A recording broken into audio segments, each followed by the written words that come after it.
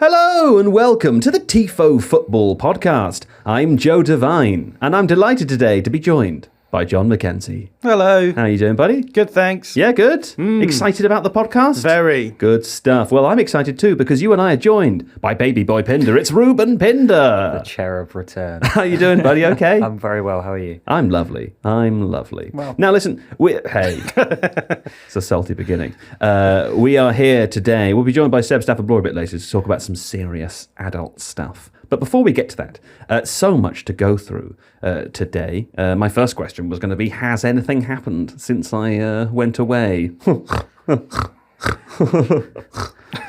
Podcast got better. Yeah. Oh, I don't doubt it. Liverpool and Arsenal will discuss that big game of the weekend, or, well, was it the biggest game? Who could say? Because Wrexham also played. So we discuss Wrexham a little bit later on in the podcast. Daddy Frank Lampard is home. We talk about him. And Granddaddy Hodgson, who we talk about also. That's Crystal Palace there. Bruno Fernandes, deep in the depths of the midfield of Manchester United. And, of course, the Reuben Pinder Jon Mackenzie derby happened. That's Crystal Palace. Leeds was a sort of flash result there too. We also learn how to properly say the word Harbinger and the definition of that. And John does some Latin, don't you, John? I did a bit of Latin, yes. Thrilled for you, yes, buddy. You really spoiled me. Yeah. Now, listen, if you want to be spoiled and or spoil another, you should visit The Athletic. theathletic.com/Tifo. theathletic.com/Tifo, where I believe in my absence, Adam Crafton blew the roof off the place by publishing a piece all about some freedom of information request emails from the government. Yeah? Now, that sounds boring. It certainly sounds more boring than the first read I did, but that one was changed for legal reasons. Anyway, it isn't boring, and we talk about that extensively with Seb Stafford-Bloor in today's podcast. So if you are not a subscriber to The Athletic and you would like to read Adam's piece, as I highly encourage you to do so, then do visit theathletic.com/Tifo, where you can avail yourself of a 30-day free trial to trial for free for 30. Okay, fine. Are we ready to go? In which case I will leave you with the warm hands and the cool embrace of the smallest, tiniest little baby. It's Reuben Baby Boy Pinder. We can't do that every time. Hot diggity dog. Liverpool 2. 2. Oh, you did it! I did it wrong. Yes. I won. I finally did it right. Imagine that. Stick with it. Liverpool 2, Arsenal 2. What a game this was. For the neutral, as I believe they say. I can't imagine it was much fun for either Liverpool or Arsenal fans. But, John, a game for the neutral. A game for the neutral and a game for the tacticians as well. Was it? Quite interesting. Yes, I thought so. I thought second half very hard to analyse. First half a bit easier. Yeah, second half devolved, let's say. But the first half, the interesting thing that happened was that Liverpool started inverting Trent Alexander-Arnold really early in the build-up, which they'd not really done before. No. And yeah, I made a video looking at why that might have been the case. But against teams who build out from the back, Arsenal have a really aggressive press. So my supposition is that part of the reason was just to break the structure of their press a little bit, get Alexander-Arnold into slightly different situations. So not only in possession, because we all know about inverting fullbacks, but out of possession, he was doing a lot of transitioning into the back line in behind Konate. So Konate was quite far out wide, and then Alexander-Arnold was dropping into the space between him and Virgil van Dijk. Almost in the kind of where you would expect a centre-back to be. Yeah, I mean, in a defensive transition moment, often what will happen is if your fullback is advanced up the field, even if they're playing traditional wide role, your centre-back comes out wide to a player getting in behind them and they drop in behind. Or a midfielder drops in there, yeah. Yeah, exactly. Whereas I think in this situation, maybe reduces the amount of space that Alexander-Arnold has to travel back to actually help out. But yeah, for me, that was mainly about... Well, it's the reason why you invert fullbacks, right? That you change the structure in possession, you allow access into your wide player a lot easier because you make the opposition's forward press quite narrow. The problem was that, well, they were playing like Arsenal. The problem was that Arsenal very quickly just changed the pressing shape. So the idea was, I think, to pull Martinelli out of the wide areas. But after about 5 minutes, Arsenal just put Martinelli out on Konate rather than on Alexander-Arnold, and then they sort of shifted their press around a little bit. Quite impressive that they did that within 5 minutes, right? I mean, does that show Arteta's, I don't know, sort of ability to make decisions quickly? I think that because Liverpool were playing the structure that Arsenal usually play, I don't think it would have been that hard for the Arsenal players to get their heads around what had happened there. So they'll know why they're doing it. So it will just be a case of them being like, well, we know why we do it. Let's just move things around. They went a little bit more aggressive. They had, I think, Gabriel pressing on Salah rather than Zinchenko, and then Zinchenko coming inside so that Xhaka could push forward onto Trent Alexander-Arnold. So they just sort of shuffled everything around. And then it just became a question of like, who is better at building up out of that shape? For most of the first half, that was Arsenal. Yes. Yeah. So, the idea of, I think, inverting your fullback is that you make the build-up shape quite narrow. It opens up spaces in the wide area, so you have better access to your wide players if you want to. And if you're a team like Arsenal, you've got someone like Zinchenko inverting, you can actually build up through the middle quite nicely as well, because he's good on the ball in that situation. And I don't think that Trent Alexander-Arnold's skill set maybe lent itself as much to that.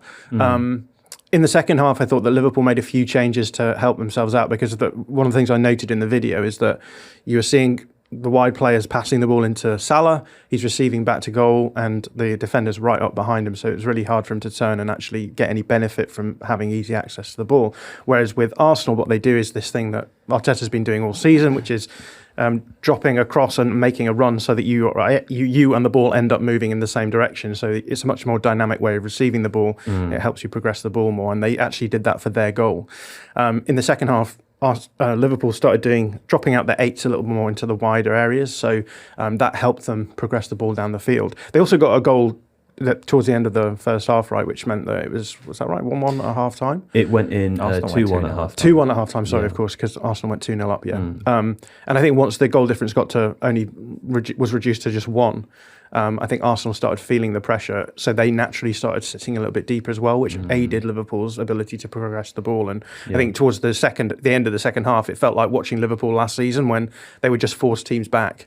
They were able to progress the ball, so teams just got forced back. And then it's just a case of trying to break down that low block. Well, I want to come back and discuss that a bit more. But staying with the first half for now, it did feel, Reuben, as though Arsenal had the opportunities in the first half to maybe sew the game up. I'm not so certain that there were that significant a number of very clear-cut chances, but in terms of Saka and Martinelli running in behind, it felt like they probably could have scored 4 in the first half. Yeah, and it also felt like every time the ball went over Trent's head, as every team does, as John was kind of explaining, Konate would get dragged out wide, and for the second goal in particular, you can tell that Van Dijk is kind of, and Robertson are stuck in this odd position. Gabriel Jesus exploits it really well, but if the defensive line, if Konate hadn't rushed out there and Trent was able to cover that space, then maybe Van Dijk would be in a better position to defend that cross. But yeah, Arsenal fans will have said before the game, if we go to Anfield and get a point,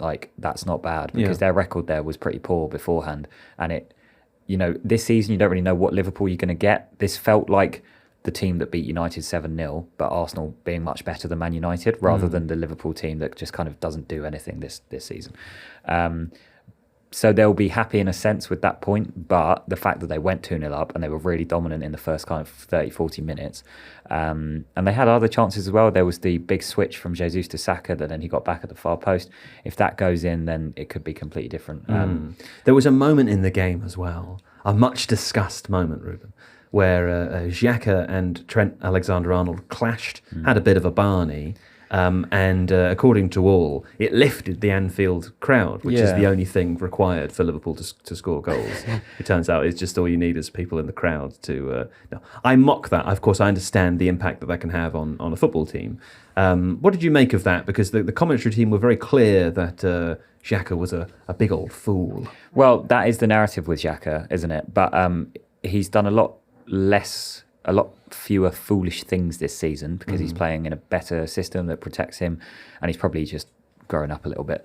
But initially, I felt very stupid after the game because I thought that was quite clever from Xhaka to just provoke Trent Alexander-Arnold enough to get him booked, and then you leave him unable to really put a tackle in on Martinelli because he might get sent off. Which may well have been what the intention was. Yeah, so that he probably thought he was being smart, but then there's the whole intangible atmosphere kind of thing, but then the statistics, pre-Xhaka's yellow card and Trent's yellow card at the same time, Liverpool had only had 4 shots. I don't think any of them were on target. Post-Xhaka yellow card, they had 17 shots. Yeah. Quite a few of them were on target. So it did kind of shift the momentum of the game. But yeah, if only we could quantify how much the cop sucking the ball into the net actually mattered. Can we? No. They're working on a model, I'm sure. Damn it. Opta are on it. Yeah. The XD, expected decibels. I did think that like a lot of the narrative was sort of angled at the beginning by the fact that obviously Arsenal are very good, they're top of the league. I didn't think that Liverpool were as bad as people were suggesting. I think as soon as the first goal went in, everyone was like, here we go, it's Arsenal doing their thing.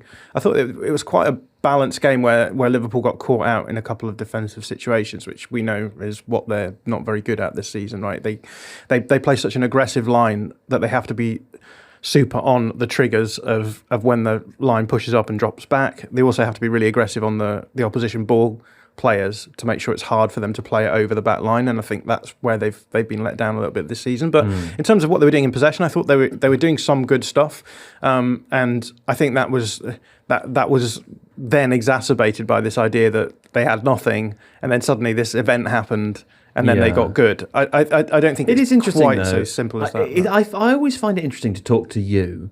And I used to find it interesting to talk to Alex Stewart about these things too. You being someone who dispassionately analyses football from the perspective of a tactician, looking for what's happening on the field and or imagining what the kind of coach instructions are in order to try to understand what's happened, right?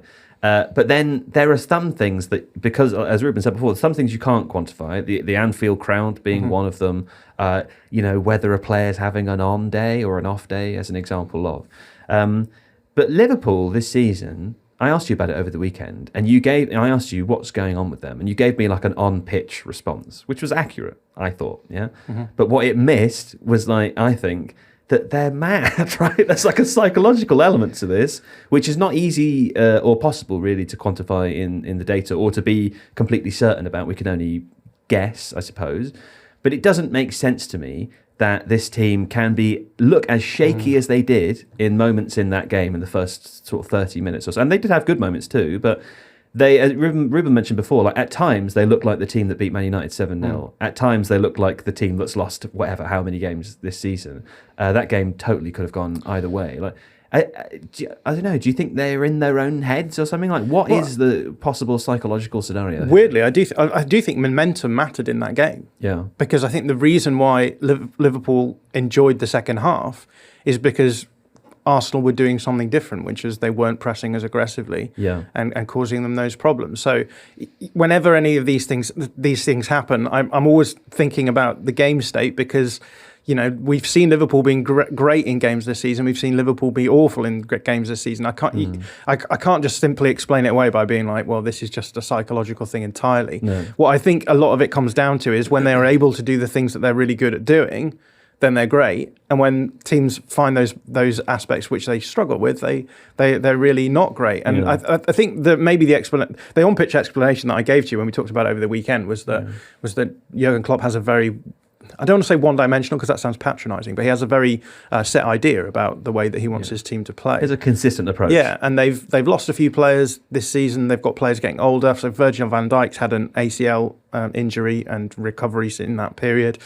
Things like that impact the way that they play. And if they don't have the players who are able to play at the peak level that they were at in the previous seasons, then you start seeing a drop-off. And it's one of those things as well where it's not just a slight decline. It's like either you can press aggressively and you can stop opponents from targeting your high line, or you can't. And if you can't, then they just go over the top of your back line over and over again and cause you problems isolated against the back line itself. When they were like really, really good, they used to almost get caught out with runs in behind their defence constantly. And then Van Dijk would just put his arm up and the flag would go up and they'd be like, well, that was close. It's like, no, it was offside. That was the intention. And now if that just works less frequently, then it creates loads of problems. I remember it's a bit like fine margins. It is. And there is also an element of the 7-year, not curse, but you know how at Mainz and Dortmund similar things happened where energy levels sapped because the squad had reached the end of a kind of cycle. A lot of players were pushing 32, 33, and then all of these tiny little things kind of add up, basically. I remember Liverpool fans used to get really annoyed because people would think that opposition teams had been better because they would remember the amount of offside chances that they had against them. And that, I mean, that's on the one hand, that's true, right? If, you know, an offside chance doesn't count. It was not a legal way of trying to score a goal. But It was illegal. it was illegal, exactly. But if you start getting those fine margins wrong, suddenly all of those chances do become legal. So it's almost a sense in which that was a harbinger of what was to come. Because Harbinger? Harbinger. People say different things, don't they? Soft G, I reckon. You think soft G? Harbinger. Steve Hankey? Harbinger. I think it's Harbinger. Harbinger. Yeah, Is it? get wrecked. Harbinger. That's 3-1 Jamie on saying you. Harbinger. 4-1. Yeah. 4. Wow. I've been saying Harbinger sometimes I say Harbringer as well. That's definitely You're just wrong. All these ungovernable, years. aren't you? Ungovernable. Yeah. Ungovernable. Speaking of ungovernable, Granit Xhaka, I just want to return to momentarily. Because I've got a thought about this. I think things too. You tweeted at the weekend. I know, and I regretted it. It was a mistake. But I thought, as soon as I saw this incident happen, and for people who didn't watch the game, Arsenal have been attacking. They're on the left wing. They're kind of working it towards the box, and then Liverpool do a successful defend, as you call it in football. But Xhaka decides, who's just chasing slightly after Trent Alexander-Arnold, it looks as though he decides, I'm just going to leave a little bit in anyway, and he kind of nudges him a bit. I think it's very minor. I don't think it's anything to be concerned with, personally. It was cynical. It was a yellow I think it was card. cynical, and I think it was a yellow card, but I don't think it wasn't as though, he didn't sort of, It wasn't like he chop his head elbowed off. someone in the face, right? He didn't elbow anyone in the face. No, he didn't do that. No. Anyway, it's something that you would expect the referee to stop play for and, perhaps issue a yellow card and a telling off and, there you go. It's also something I think you would expect from maybe a fair number of players. But in this situation, I think it's Granit Xhaka's reputation that kind of precedes him here. And the commentary team, who incidentally are excellent, by the way, and this is not a dig against the commentary team, but they all sort of very quickly decided, I think, that, that's Granit Xhaka, that's the kind of thing he does. It's really stupid. It's going to lead to blah, blah, blah, blah, blah. You can see the Anfield crowd lifted immediately, and Liverpool players seemed suddenly really up for it. Trent Alexander-Arnold rushed back in towards him, and they had a little stagging headbutt thing, the thing they like to do with their heads. It's very sweet, isn't it? But I felt like the narrative of the game was perpetuated throughout the kind of following 10 minutes and at half-time, where the finger was being pointed directly at Granit Xhaka and his sort, as though like someone could have told you before the game that he would have done the thing that turned the game. And it was almost as though people thought Granit Xhaka directly, specifically, caused that first Liverpool goal and prevented Arsenal from winning with 3 points. Just to make the point clearly, I'm not saying that incident didn't change the game. I think it's very clear that it did. I'm just saying I think people were because of who Granit Xhaka is and his reputation, made a little bit much about that.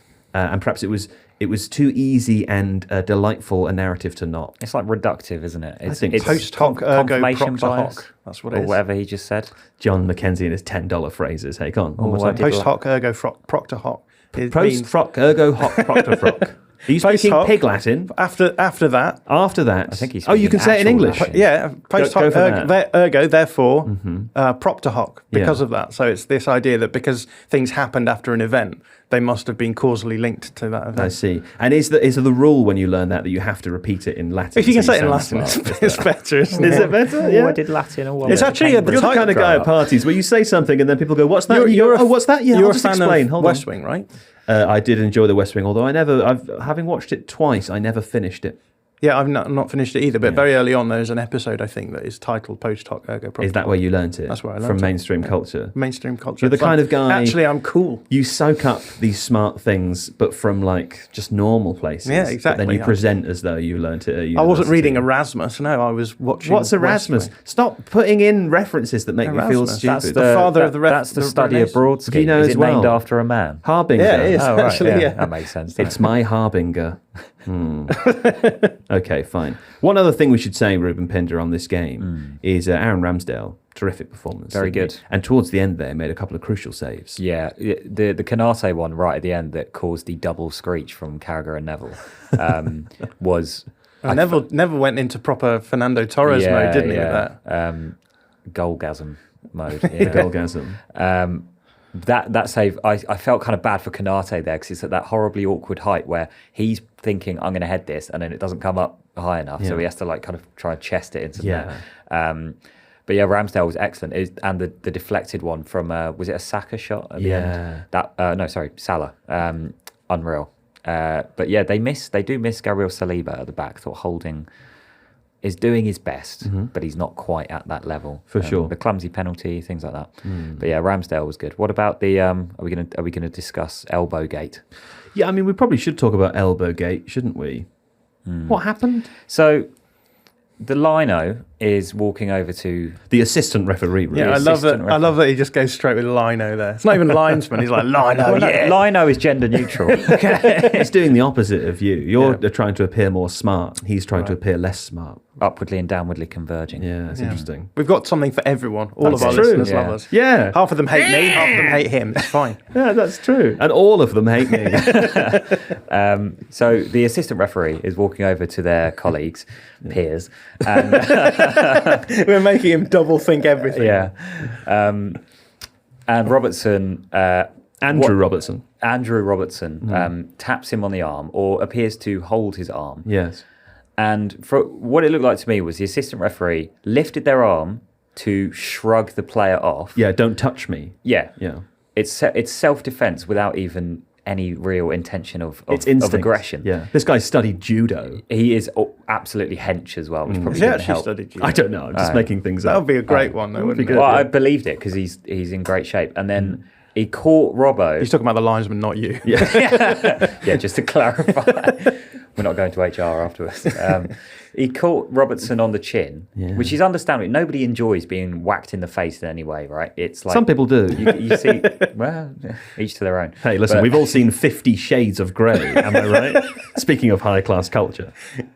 Please Keep continue. going. Anyway, plow on. We'll interrupt you more, but carry on. And then Robertson is understandably frustrated and kicks off, and Henderson is like going over to speak to the referee, etc., etc. But this clamour to like sack this referee because he did that, I think it's like, yes, players shouldn't touch referees. If Robertson doesn't touch him, he doesn't get an elbow to the chin accidentally. Yeah. And this is all within the context of a culture where referees are now almost terrified of players after, the Mitrovic stuff that we discussed recently and the Bruno Fernandes one. It's like, just don't touch the ref and that won't happen. So I can kind of understand. He's not even looking. He doesn't know where he is. He's not looking. He does that and it's an accident. So they've like stood him down while they investigate the incident. But personally, I think he should be set on fire and all of his family should be murdered. That's what I think. But I don't know. I'm glad I don't make the decision. Well, coincidentally, that is what you wish had happened. It's what I wish had happened. Yeah. We were talking about this yesterday, Reuben and I, when we were hanging out because we're friends. That's right. You went for a brunch, didn't you? We did, yeah.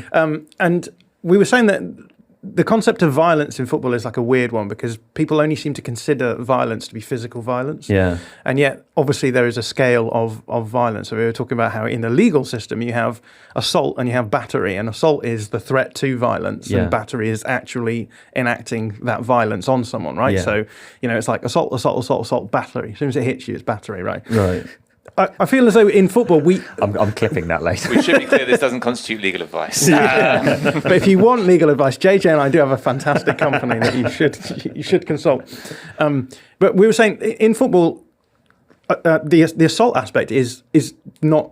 It's never ending. Yeah, essentially footballers can get in a referee's face and scream and swear in their face. Yeah. Which I think if you did that outside of a football field, it would be constituted possible assault. Also, not to pick on him, Robertson is a bad offender for that. I feel like with assistant referees because he's always near the touchline. It's the ones near the touchline. He's always barking at them. But the thing that frustrates me is that they have this context where it's almost like it's okay for you to be like verbally violent in the faces of other people. That's but then as soon as it goes over this line, people are suddenly like, oh, this is too far. That's the imaginary line that we've drawn in society, though, isn't it? That's how we keep a society and it's phrased. It's properly Glued it's like together. sticks and stones applied to It elite is, sport, yeah. isn't it? But it's important as a cultural tapestry because you have to draw the line somewhere. And I do think if you have think it's fine for millions people of to just shout people in? who are baying for blood on a daily basis, and I'm one of them. You know, those 3 or 4 people I've seen today, love to murder them. Absolutely love to. Would love to get out there and get them and murder them. Are you saying that the only famously- thing that is stopping you from shouting in my face and then punching me is the illusion of society. That's right. And the rules that hold the tapestry together. We're all framed, you know. Listen, as soon as you touch somebody, I don't think it's a perfect system. Having said that, I did imagine that too before I realised that the referee was just turning around and saying, "Take your hand off me." I thought, yeah, give him one for me as well. Not really. I don't condone violence. But you do enjoy it. My point is more that if you are allowing people to be violent to a certain point and then saying you can't go beyond that point, you can't be surprised when people get so annoyed that they get to that point and then overstep the mark. Well, of course, it's all meaningless, isn't it? It doesn't matter. Yeah. It's just pretend. Yeah. These arbitrary rules I do that we've agree. drawn for ourselves as a society. Isn't it mad that in ice hockey they allow the players to fight? I quite like it. I know, I quite like it as well, but I do find But it like it's far astonishing. removed Do you think from we other should do that in sports. football? You You think we should just get Alexander Arnold and Xhaka, just be like, fine, square up. You'd off have you to go. get like amateur boxing helmets on Yeah, them. probably. Well, And you it give would be a them whole 5 faff. seconds before you intervene. You know, and also you And have to then opt after in. that- You have to opt in. It's only consenting fighters, Yeah. right? If before the game you say, "No, I'm not a Can fighter. you imagine the I'm a lover." The clubs with their multi-million-pound assets, like, yeah, sure, That's 5 right. seconds, let's go at it. Like, That's true. wail on one another. £80 for Kylian Mbappe. Perfect. Oh, he's a fighter. No, he can't pay that much money. The insurance will be. He's a very nightmare. angry. Yeah. No, maybe they should organise some sort of secret fight club situation where they can all, fight each other underground. They're not even allowed to go skiing. I can't imagine that this will fly. Well, skiing is ridiculously dangerous. You know, we're talking about violence is one thing. Skiing, that's just ridiculous. Yeah, guys. I'm still can't believe the fact that Manuel Neuer actually did that, didn't he? Yeah, he went- broke his feet. I can't believe that people do that. They stand on things and go down. Have you not been skiing? No. Oh, you must ski. I must, as they say. No, it is great. Is that fun. where you learn It's Latin great fun. when you go That's skiing? right. I decline nouns as I'm going down the slopes. A mo, a mass, a mat. There we go. Fine. Steve Hankey's dropped something in the chat before we move on. The origin of the word harbinger, well, I'm saying that correctly now, harbinger, Yes, well done. is a Middle English from the Old French harbergere,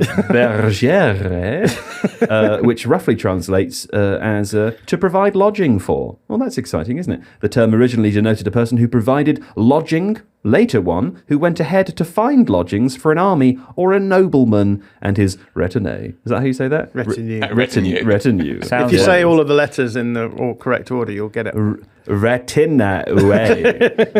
Sounds like a bit of a long-winded version of explaining an estate agent / landlord. That's true. Although lodging, very different sort of rules for lodging. It's presumably they were a harbinger because they would turn up before everyone else and be like, the army's coming. Yeah. Well, that's true. You only really get a harbinger of doom in the cliche, don't you? Well, you guess you could have a harbinger of happiness. Could you? Well, why not? Yeah. You're a bit of a harbinger of happiness, thanks, aren't you? man. I expect the happiness to arrive once you've left. Perfect. Can we talk about the title race? Because we haven't mentioned it yet. We probably should, because of course, as the listener, I imagine, knows, they're a football enthusiast. Of course, they'd have all the information already. That this really threw the title race into sort of a bit of an unbalance there, John. Why is that? There's 6 points now between Manchester City and Arsenal. Manchester City have a game in hand, and Manchester City and Arsenal have to play. Manchester City have a better goal difference, so if Manchester City beat Arsenal and both teams win all of their games, it then comes down to whoever scores the most goals in the remaining fixtures. That's true, yeah. Although, interestingly, you said if Manchester City beat Arsenal, but both teams win all of their games. Apart from that game. That can't happen, can it? Yeah. That can't happen. Yeah. But what you mean is if Arsenal win all of their games except that one. That's what you meant to say, wasn't it? Struggling Essentially, on that boundary City are top of the that league. society. Theoretically. That society imposed boundary between assault and battery right now. Now, I said some weeks ago, cool guy as I am, that I thought Manchester City were going to win the treble. Did you say that on here? I definitely said that You said to it to you. me. You did say it I to me. think I said it on here, Steve I could- Hankey. I'm not remembering it. No, I don't think you did. I I'm gonna pretend you never said. No, don't do that. I text it to you. I'll find it. I said it about a month ago, maybe even We more. definitely talked about 6 it. weeks ago, I You think I said- said it. you said you I said I feel. just got a funny feeling. One of those texts where it's a win-win because if it happens, I look amazing. If it doesn't, you just forget I said it. So it's fine. Reuben Pinder, after this game, my prediction feels a little more likely, doesn't it? Yeah, it does, especially when you look at City Southampton. Yeah. We should say before you carry on talking, actually, we're recording this on a Tuesday. It releases on a Wednesday, and they do play Bayern Munich tonight. Yeah, so we it's haven't possible seen that because it hasn't happened by yet. the time this conversation goes out, They're they gonna might have get lost 6-0 battered to tonight. Bayern. But Yeah. still, well, let's focus it on the Premier League then. Yeah. City were incredible against Southampton, a team they'd actually lost to earlier on in the season in the Carabao Cup, I think. Remarkable to think that. Yeah, and they're in a really good run. Grealish in great form, Haaland's in great form. 8 wins in a row. They've settled in a system that seems to get the best out of everybody. You know, they've adjusted to the absence of Zinchenko with like Ake kind of making that left-sided defender role his own. And yeah, they've got a lot of momentum. They've got a deeper squad than Arsenal. So it does feel like they will eventually pip them to it. And if that does happen, the kind of inclination for a lot of football fans will be to say that Arsenal have bottled it. Bottles. It's still a good effort, though, isn't it? It's still a good effort. It's one of his voices again. He's done another voice. South London milkman. That's it, yeah. Impression. Oh, balls. Oh, yeah. Do you have a milkman? I don't know. No. But if Shame. I did, John he would. Balls, mate. Yeah, balls. But that won't be what happens. It will just be that No. Arsenal gave it a really good go and City have a better squad. Sure. Although, to be fair, like that kind of depends on the manner. So if they completely capitulate against bad teams, not the good ones, then I guess you could level that at them. But What is your prediction then? Do you think Manchester City will yeah, I think they'll do it on goal difference now. on goal difference? Yeah. John, what about you? Yeah, Man City feel as though they're in beast mode again, which always Yeah. seems to happen at the end of the season. So yeah, it all comes down to that fixture, doesn't it? I think there's more points to be dropped. Yeah. And I think I'll just have a quick look at. We might need to edit this bit out while I do this, but I'll have a quick look at. I'm sure the viewers will enjoy. They want to. watching. The last time we were on this show together, you read out Arsenal's fixture list, and Did I? me and JJ seemed quite nonplussed by it. We're like, well, what's interesting about that? And they have already dropped points. So There you go. I think Look at that, proven right once again. Yeah. That's Wait, why I've come back here, just so people can tell me I'm hated, correct. adored, never ignored. Never That's you. ignored. Yeah, except for Mother. City have got to play Brighton as well. So So a really interesting way of like using your phone, don't you? Is that just because you're on a podcast? Yeah. No. When I stand outside, I normally go, yes, hello. Yeah. So here's Arsenal's remaining fixture list for the rest of the season. You ready? I feel I'd like love to I'm a little having bit such a weird sense of deja vu Yeah, right we've now. done this a bit little bit of before, tense music for the audio only listeners. Steve Hankey here would be fantastic. Lovely, yes. West Ham, Southampton, Manchester City, Chelsea, Newcastle, Brighton, Nottingham Forest, Wolves. That's 17 points. You think? I was adding it up as we went, yeah. I mean, that's a tough. But that's if they draw to... I'm assuming they draw to Newcastle and Brighton and lose to City. Yeah. The thing Beat is everybody else. Arsenal only need to draw against Man City, right? And then win all of their other games. True. Easy. Easier said than done, Yeah. I would say. Now, Manchester City, maybe a different sort of tense music, Steve? What do you think? Give them an extra job, have to find another Harbinger type of music? Harbinger of doom for the first one, but like Harbinger of happiness for this one. Okay, let's see. Manchester City, they on the 15th, which is 4 days' time, they play Leicester at home. Then they've got the FA Cup, of course, and they've got the Champions League. So they've got a number of fixtures more at the moment. Premier League only. Then Arsenal, Fulham, West Ham, Leeds, Everton. Then they're at home to Chelsea, and they're away to Brentford on the last day of the season. And I feel like there's a lot of easier fixtures in that list than there are in Arsenal's You list. can't see any of those teams really giving them much fuss, can you? Chelsea, maybe. Brentford's a sort of spring a surprise. If Frank Lampard finds his magic wand, then Yeah. maybe. Yeah. Maybe. Otherwise, no chance. Woof. What do you think then, John? Prediction, please. Yeah, City are going to do it. Okay. Well, there we go. Now we've thoroughly upset the Arsenal fans. Let's move on and upset another team. Yeah? After the break, we'll come back and we'll talk more about another team. And then that'll happen. Returning. Who shall we cast our ire upon? It's Chelsea. Well, this is bad, isn't it? Wolves 1-0 Chelsea. But of course, the big story of the week, Daddy's home.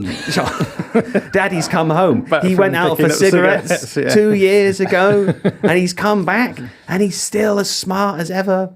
His daddy. Of course, by daddy, I mean Frank Lampard. Now, Frank Lampard, he's rejoined Chelsea interim coach, I believe, until the end of the season. Is that correct? Yeah. They used to call it caretaker, didn't they? But now, no, is that caretaker and interim is a different thing? Is it caretaker is when you just inherit it overnight because someone's gone? I think interim is when you're appointed specifically for a short period of time. Basis, Fine. I've answered my own question. Fine. Do you even need us here? I don't know. Yeah. I mean, I probably could manage. I mean, all we've learned today is that you were right about everything. That's true. Yeah. Although I was wrong about how to say Harbinger. Oh, that's true. Yeah. What do you think about this then? Bringing Lampard back. I just don't understand it, to be honest. Yeah. I understand why they got rid of Potter.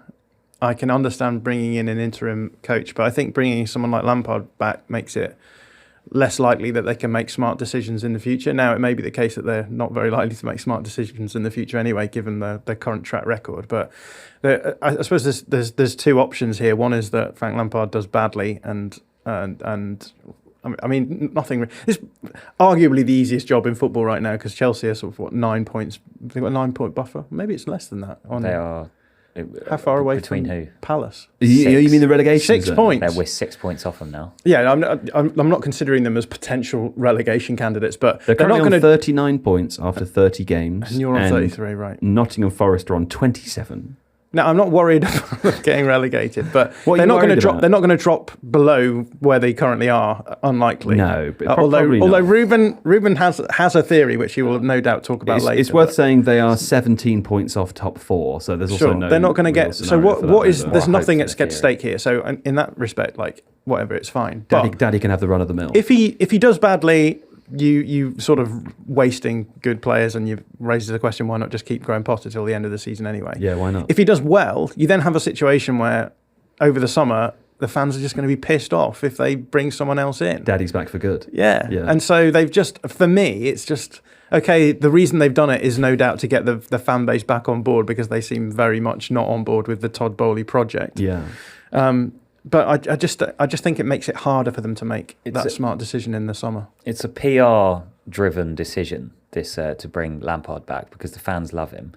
But so like they've brought him in as like a vibes man, and they will probably end up because he's kind of like a Bez. Yeah, with the Happy Mondays, just to sort of like get the crowd quite going. Young, you've got to. Sorry, but I've seen Peep Show, so I understand that reference. See, we both get all of our cultural references from famous TV from shows, terrestrial television.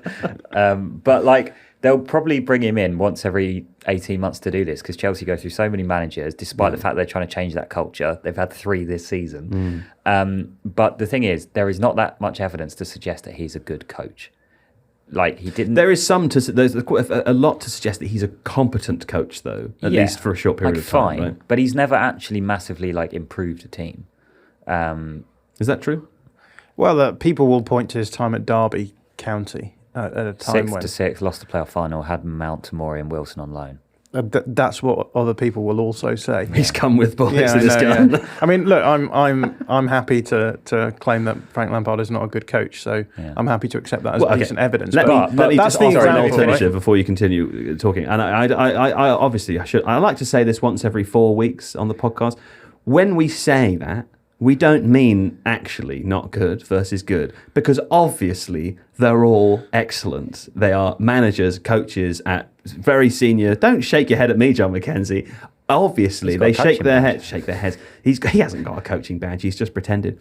They're coaches and managers at these top-level teams. Even the Championship is an extremely elite level of football. What we mean is relative to Pep Guardiola, for example. Lampard hasn't shown that he's Pep Guardiola, but he has shown, obviously, that he's an extremely competent football manager because he's been a football manager at the top level. That seems like a very low bar. And has achieved par everywhere or like just kept them where they are. So, but just to finish my original point, the PR Joe, vibes, let him finish. I would have let him finish if you hadn't have jumped in as well and also gone, isn't he? Yeah. Let's get him. No, but seriously, the vibes will only last as long as results improve. Yeah. So, like, I saw so many Chelsea fans, club pages, like fan pages, like losing their minds with excitement that he'd come back. That Núñez goal goes in at Molineux, and they're just miserable again. Yeah. And he will have to change the results for them to stay like kind of happy and keep that mood there. And it all will come basically down to this Real Madrid tie. If they get spanked by Real Madrid, then nobody's happy. And it's just as rotten as it was. That's true. I mean, that is a true point. And thus, the kind of the net of that really is that football's a very deeply stupid game, isn't it? I was actually looking at the numbers. Actually, I think it was Nathan Clark, our good friend Nathan Clark, sent me the expected points from Understat for Arsenal and Chelsea since January the 1st. And we all know that Graham Potter's teams underperform their expected goals. But actually, since January the 1st, Chelsea were expected to pick up more points than Arsenal over that period. Isn't that interesting? Yeah. That is interesting. It blew my mind. Yeah, okay. I don't know if they had a lot more games or something, but tweaking the numbers. But imagine. Yeah. I guess we'll find out more about Chelsea and the Lampard project over the next few weeks. Suffice to say, Daddy's home. Now, what else should we discuss? Manchester United 2-0 Everton. I feel like this is on the running order because you want to talk about it. This podcast is becoming you. That's true. Well, I mean, the podcast. Do you want me to ask you the question? It's always been me, really, hasn't it? Joe, you watched this game and you had some interesting thoughts about Bruno Fernandes. I actually came up with an interesting question to ask you. Oh, really? Simply because Bruno Fernandes played a little deeper than I've seen him play for Manchester United. We won't linger on this game because it's not of huge consequence. But he played in an 8 role alongside Scott McTominay, I think. And it was Sabitzer who played up more forward as the 10. Bruno Fernandes' kind of a game reminded me of late stage Rooney, sort of playing those kind of hero Hollywood passes. Like Scholes kind of 09-10 kind the Scholes vibe, exactly. Is this something that they've tried before? Or is this something that, I've actually missed a lot of games recently, I feel like. Well, Ten Hag, I guess, is struggling with the fact that he's got Casemiro out on a suspension and Christian Eriksen injured. And he's been messing around with the midfield. And so, obviously, Man United have they have midfield 3. Usually, you would consider them to have 2 8s and a pivot player. But actually, one of the 8s usually drops alongside the pivot player in build-up. You would expect a 10 to usually be like a more creative player, but he's used Scott McTominay there the week after the international break because he likes to, and we've seen him use Wout Weghorst there as well. He likes to have a good out of possession player in that sort of position as well. Yeah. And I think the general problem that Manchester United have been struggling with is how do you progress the ball? And because Eriksen's been injured, of course, and he's the player who would normally play in that deeper 8 role. Yes, exactly, in the halfway between an 8 and a 10. So they've a 9. Yeah, I suppose so. An 8.5. An 8.5. Yeah. Anyway, this is, I think, the next step in that evolution. But part of the problem with playing in that way is that Bruno Fernandes is maybe not the most press-resistant player, maybe not the best technical player in terms of holding the ball. And so what we've been seeing actually happening a lot is Luke Shaw inverting inside because he does have the ability to sort of play that pivot role a little bit better. And Bruno Fernandes then switching out into the wide channel just to give him a bit more space on the ball so that he can then play those forward passes. So whether or not we'll see this in the long run, I don't know, but it's all part of Erik ten Hag trying to find a solution to the fact that actually he has quite a limited skill set of midfielders, and when you have 2 of them out, he's actually struggling to get the upside there. It feels like he wants a Bruno Fernandes in build-up and a Bruno Fernandes in the number 10 position as well, and can't play him in both positions. But I do think it kind of works a bit better in possession to have Bruno a bit deeper and McTominay a bit higher up, because in the past, like especially on the Solskjaer, when McTominay had played as that deeper midfielder, it felt like he would almost hide from the ball a little bit. And if that sounds a bit harsh, then he just wasn't that good at taking it on the turn and progressing it through the lines. So I do think that more advanced role where he can bomb up and down, use his athleticism and his height. Like the goal he scored against Everton was really good. Nice late run, lovely pass from Sancho. He's much better up there. Box crashing. Yeah. But I think I've been quite harsh on McTominay over the years because he's been kind of sold as like this all-round, more defensive midfielder, but I think that's probably not what he's best at, and now we're seeing a slightly different side of him. And all it took was 2 goals versus Spain, and then everyone was like, oh, he's the next Lampard. Indeed. The narrative shifts. Yeah. Speaking of the narrative, and speaking of something else that I saw last week that I had questions about, let's bring in Herr Stafford-Bloor, Mr. Sebastian Stafford-Bloor, to discuss the ongoing situation at Newcastle with us after this pretend cut that makes it look like it wasn't a cut. At this point in the show, we're joined by your friend and mine, Sebastian Stafford-Bloor. Hi, Seb. Hi, Joe. I am everybody's friend. Hello. That's very presumptuous of you, isn't it? Although I did say that at the beginning. Speaking of friends, we all need friends from all across the world. Is that a good intro? Maybe it's not the best link. But anyway, there was a big story that dropped last week, Seb, written by Adam Crafton, released on The Athletic. Lots of emails. It's always fun when a piece has lots of emails in it. But why were these emails more interesting than the ones that I receive on a daily basis?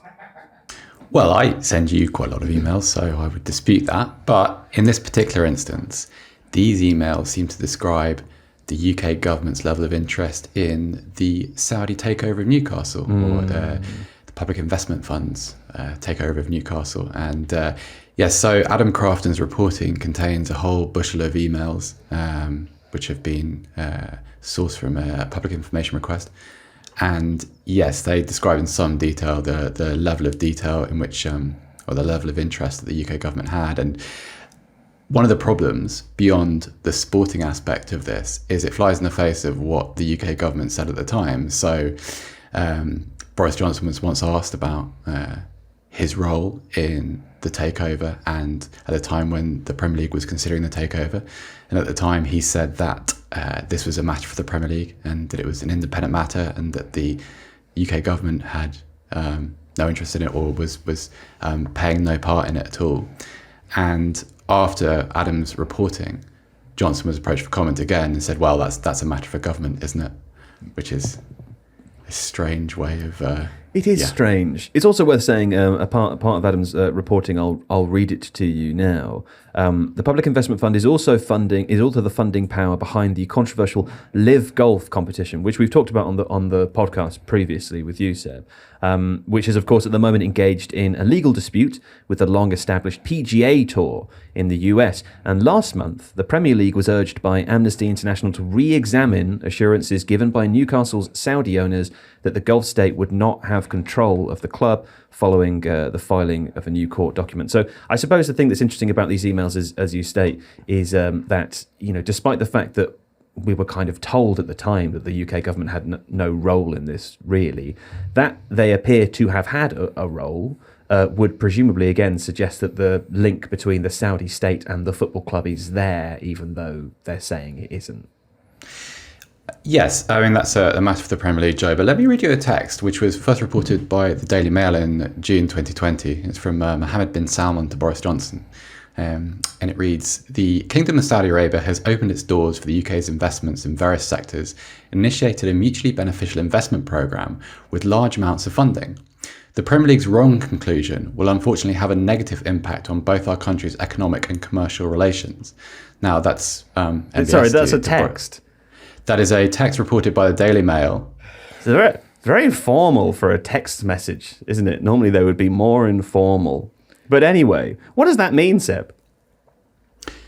Very difficult to know, Joe. It's a very vague situation, but it certainly seems to suggest a level of government intervention that previously we didn't believe to exist. And it obviously flies in the face and contradicts what Johnson has said in the past, what Johnson said in the House of Commons about government's intervention in what was a Premier League decision. Obviously, remember that the Premier League said that the reason they waived the takeover through was because they'd received legally binding assurances.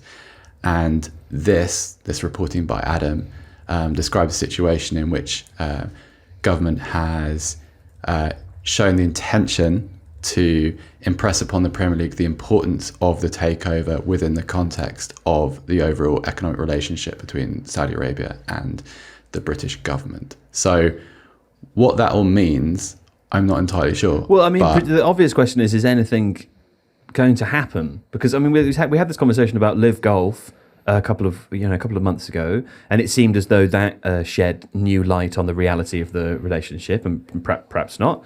Now we're having this conversation, which again I think is a really good example of something which sheds new light on the relationship. Does anything happen as a result of that? Really hard to say. So you can argue it both ways. You can take either perspective. So the Live Golf situation seem to suggest that Yasser Al Rumayyan, who is the chairman of Newcastle United, was exempt from, not sure what the right legal terminology is, but should be privileged within the scope of that Liv versus PGA court case, because he was a member of government, that he was acting on behalf of a sovereign nation as well. Exactly that.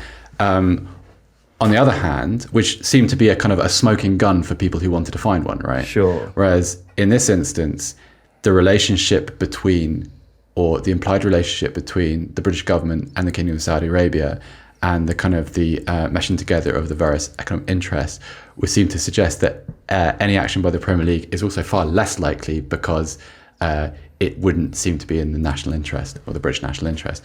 Very, very hard to form a definitive conclusion on any of that. Also on the basis that all of this is unprecedented. From the takeover to the Live Golf situation to the revelations reported by Adam, which are well worth a read if you get the chance, just because there's so much more than what we've described within them. It's an amazing bit of reporting, actually. But what happens next is there's no guidebook, there's no manual for how this will play out, or even what the Premier League's role within it actually would be when you have a sporting organisation that's a kind of a bit part role player within something which is obviously much larger. It's very difficult to say legally. Cool. Game's gone. Cool. Yeah. All right, well, there we go. Seb Stafford-Bloor. Thanks very much for... it's lovely to see him, isn't it? Isn't it nice to see Seb Stafford-Bloor? It is, yes. There he is. It's like looking in a mirror. And have we had him on the podcast since he's got his new glasses? We have not. Extra ability to see the detail there. And obviously also looks a lot like Jon Mackenzie. I can see, and I no longer have a headache sort of in return for that. Well, I can that actually nice? see without experiencing pain. It's a lovely experience. Win-win.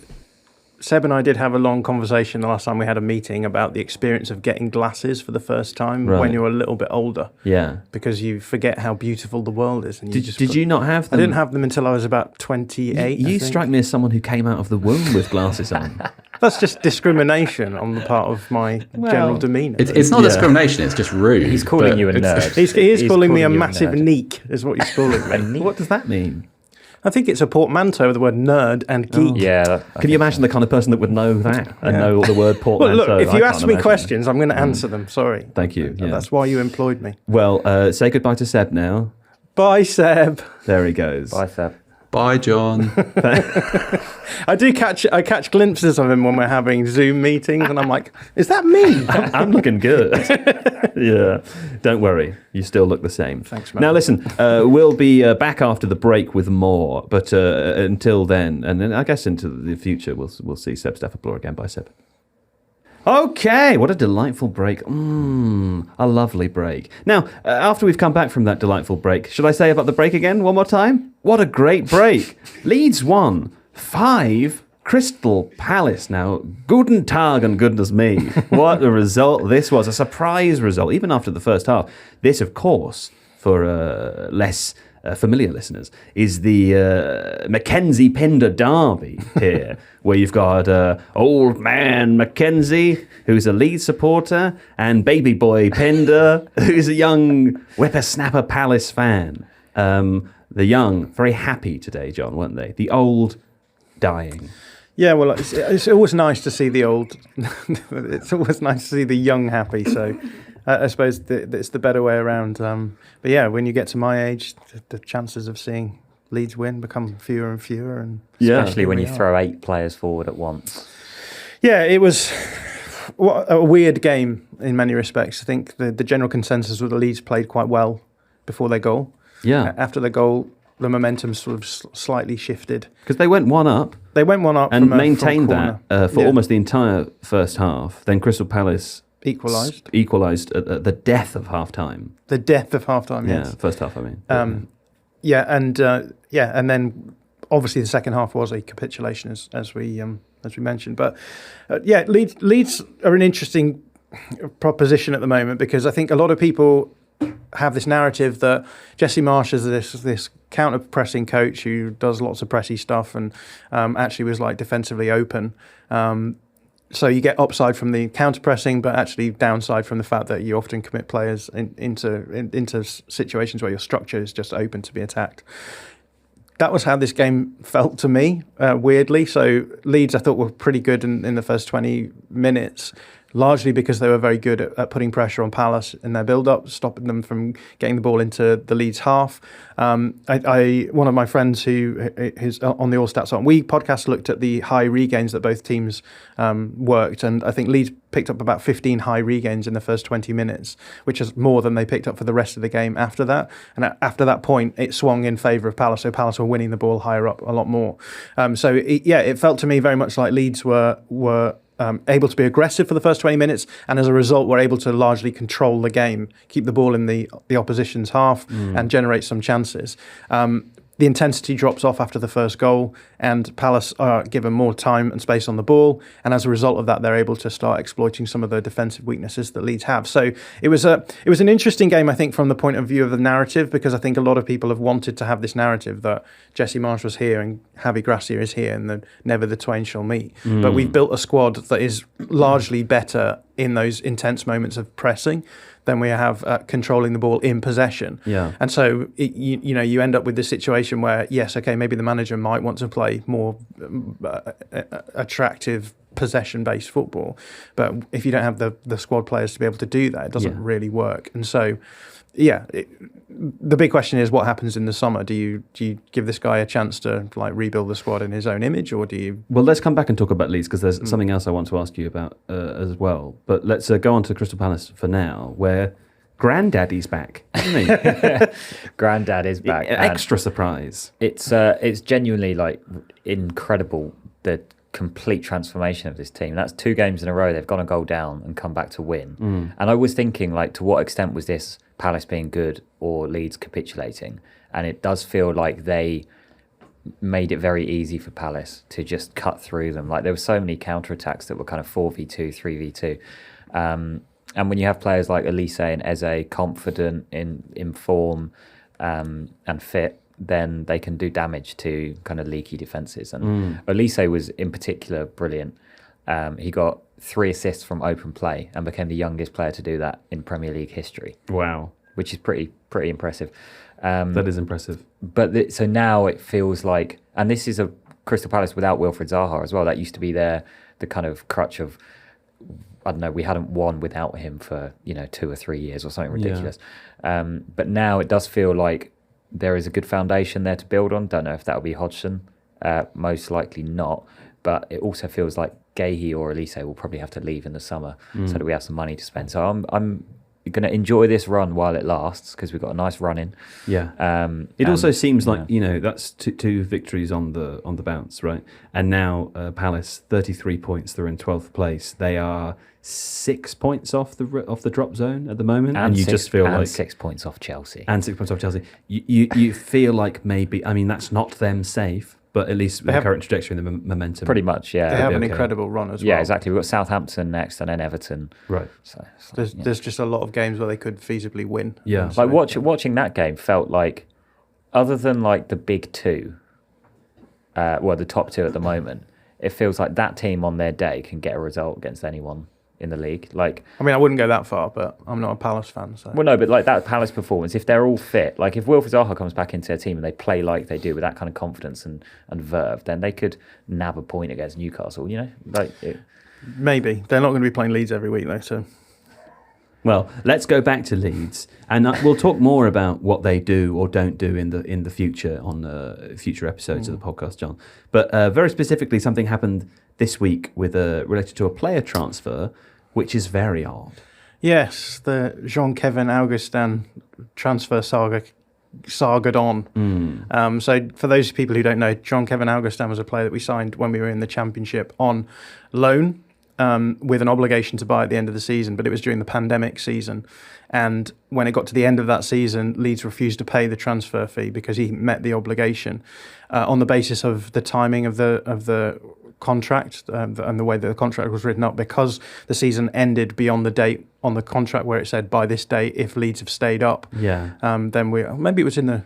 I've got promoted. I can't remember the details, but either way, he hit the obligation. Point is, there was a minor, Yes. clerical discrepancy which Leeds believed meant that they didn't have to actually sign this player. Yeah. It was found later that they did have to pay for this player, and so Leeds have ended up paying £15 million to RB Leipzig, who the player belonged to at the time, as compensation for that. By which time the player's already gone. Yeah, so they've refused to. Yeah, they've not played the player. He's gone off on loan somewhere. I think he went to France or something. Maybe even on full transfer, but. Now it's raised its ugly head again because the player's clearly sued for damages, so claiming that for loss of earnings, but also impact on future career prospects as well, to the tune of I think around £25 million. Sure. And so I think the club are going to contest it, but if it doesn't go through, which given that the original court case did go through, it suggests that Leeds are going to end up paying £40 million for a player who played, I think, 48 minutes for us. That's nearly £1 million a minute. Yes. I hope it happens because that's quite a good YouTube title for a Tifo video in the future. The £1 million a minute football. Give our ideas away. The worst. Is this the worst transfer of all time? Yeah, I think mine's better, but you know. This is very much an off-camera discussion, isn't it? Okay, fine. Well, anyway, that's Leeds and Crystal Palace. We'll move on now to quickly discuss Leicester. Now, Leicester, they're in real trouble. It would appear. They lost 0-1 to Bournemouth over the weekend, and there was a sort of interesting story movement yesterday, Reuben Pinder. It appeared for much of the day that Jesse Marsch might be the man replacing Brendan Rodgers at Leicester City, but this morning I woke up to Dean Smith. He was in my bedroom. He said, I'm the new Leicester City manager. I'm here for a bit with Craig Shakespeare as my assistant, not Jesse Marsch. That's kind of odd, wasn't it?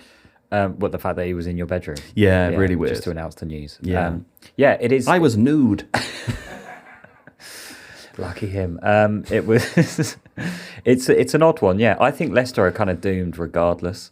You think so? It's so toxic there. Even now Rodgers is gone, the fact that they haven't bounced back with good result is concerning. I've spoken to a few friends who support Villa and Norwich, and I'm getting very mixed reviews of Dean Smith. There's a lot of justification for why he couldn't have kept Norwich up, but then also, if we remember, he kept Aston Villa up thanks to weird way of saying it, isn't it? It's strange. Thanks to How did you play with it though? Just say it all again, but say it thank you to. And if we remember Aston Villa, he kept them up. You got it, man. And he kept Aston Villa up. Thank you to. I can't. It sounds ridiculous.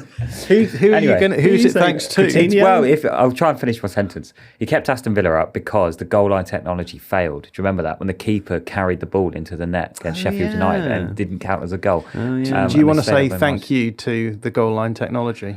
Well, I don't really care whether Villa stay up or go down, to be honest. But is he good? Who knows? He did all right at Villa, then kind of hit after they stayed up, he kind of did all right, hit a ceiling. But then Gerrard did worse. So maybe he will keep them up. Who knows? Craig Shakespeare, I think, is a more important element of that appointment. Big shout. The assistant's more important. I like it. He's won a Champions League tie, hasn't he? Or match, at least. That's Craig Shakespeare. Leicester, with Leicester. 16-17. Oh, for a muse of fire that would ascend the brightest heaven of invention. Here he goes. Where'd you learn that? In a book, was it? Did you learn it in a book? Okay, fine. Anyway, we don't have time. We've run out of time. Sorry, Leicester fans, that we've run out of time, and also that you're getting relegated. Sorry about that. But focus on the positives. You're not getting Jesse Marsch, so you'll be fine. Well, there's more salt here in the Tifo Football Podcast. God, you hate all the coaches, don't you? With that salt, list them. Who's the worst ones? Who do you hate the most? Who do I hate the most? Yeah, but hate with actual emotion, and not one that you'll look at the camera afterwards and say, I was just joking. One that you actually hate. Well, you're my manager, and I hate you.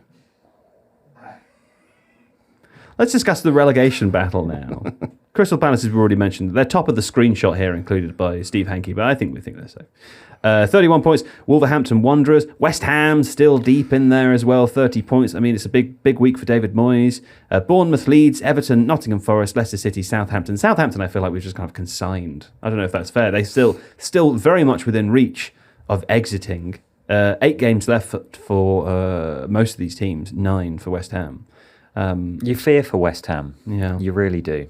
Because they've also got a European tie to balance. Yeah. And they've got quite a difficult run of games. They're only 3 clear at the moment. They've still got to play Liverpool. Play the tense music, Steve. Yeah, okay, go. They've still got to play Liverpool, Manchester City, Manchester United, and of course the mighty Crystal Palace. But That's hard. Roy Hodgson and a few Crystal other Palace. teams that they probably could beat. Right. But I fear for them. And if they do go down, of course, they'll get nowhere near as much as they probably should for Declan Rice and Yes. other good players. That's very much true. Okay, fine. Well, that's the Premier League done for. A suggestion of teams there that might go down. A suggestion of teams that might go up from the National League. The starring fixture of the weekend. Big in America, John. The National League. This was Wrexham 3, 2 Notts County. You guys went and watched this together, didn't you? At the pub. At the pub. It was on the TV. It was on the television in Yeah. a pub. And that should give you some, the National League.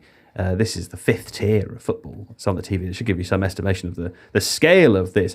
Now, Wrexham and Notts County, I believe, both started the tie with 100 points in the National League. Third place, Woking, 76. The difference is quite significant, isn't it?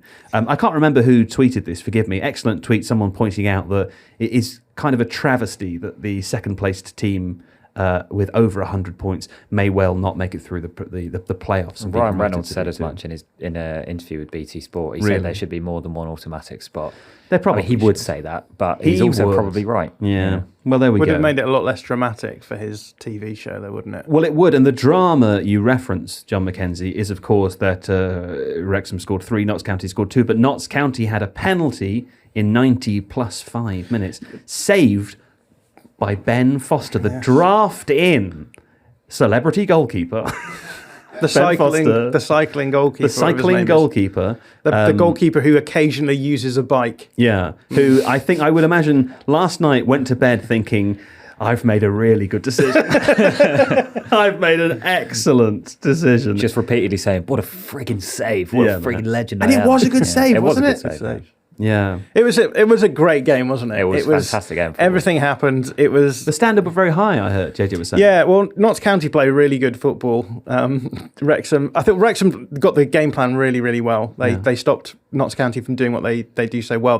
Notts County play possession football. They move. They're doing positional stuff in the National League, which is nuts. Wrexham really good. They stopped Notts County from being able to do what they do so well, and we're trying to exploit their high line. They have a really high line, and they were just constantly trying to get Paul Mullin in behind, and obviously it went quite well. But Notts County actually went up through a free kick, so everything was just perfect. They went up through a free kick, probably not really deserving it.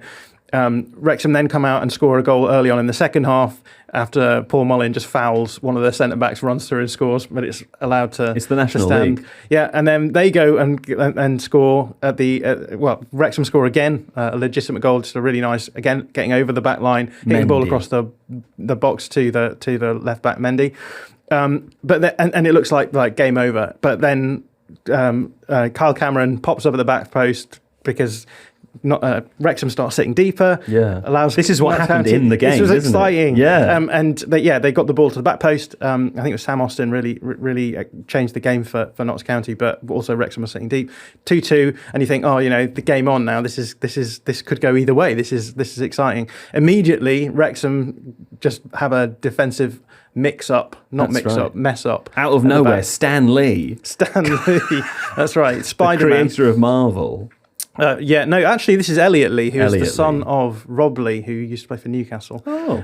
Basically, again, the ball comes in, but the defender just kind of passes it back. He tries to flick it with the back of his heel, just plays it straight to Paul Mullin, who can just lay it off to Guy. So immediately it's back to 3-2. Get to extra injury time, and then they win a penalty for make it go 3-3, and the penalty is saved. So it was just High a really drama. great end-to-end game where anything could have happened. It was disappointing that Notts County weren't able to show how good they can be, but I thought it was a really good game plan from Wrexham, and it was just a great advertisement for the lower leagues. Well, also, I mean, I am unironically excited to watch that bit of season 2 documentary. I haven't So watched this is any of technically it. a Have you not? spoiler for No, you. This is it isn't good? it? So It is a sorry. spoiler. I don't know anything else. You don't need that to watch it now happens. because I gave you the most exciting, sort of, yeah. dramatic reading. Of No, the game. have you not seen any No, of is it good? Do you know what? It is good. It is good, and it's quite creatively made. It's not Okay. like the other ones. Any Latin Right. phrases in it? There's plenty of Latin. Oh, in there. really? Maybe You'll I'll love watch it. it, yeah. There's so. In fact, I had to Need to turn the learn some new subtitles on ones. because of how much Latin there was in the Wrexham documentary. That was Welsh. Yeah. Well, indeed it was. There we go. It's all the same, isn't it, really? Twin Hoffy Peldroid. Hey? Twin Thib and Hoffy Peldroid, really, though, because, it's very boring. Hoffy coffee. Okay, that's that. And obviously worth saying that the season is not yet over. Wrexham 3 points ahead now, as we alluded to before, only one promotion place. So it's really hotting up for the end of that documentary that we'll all watch in about a year. Okay. What else have we got to do? One more thing? Was there one more thing on No, here? that's it. Oh, is that it? Yeah. Is that it? Look at that. If anything, we finished too early. We finished too early. Okay. Well, in which case, all that's left for me to do is to say thank you to baby boy Pinder. Thank you.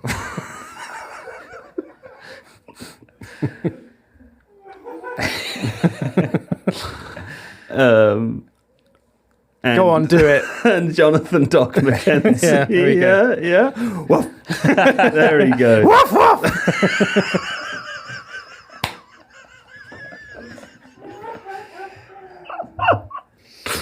Sorry, it's been a long time. Oh dear.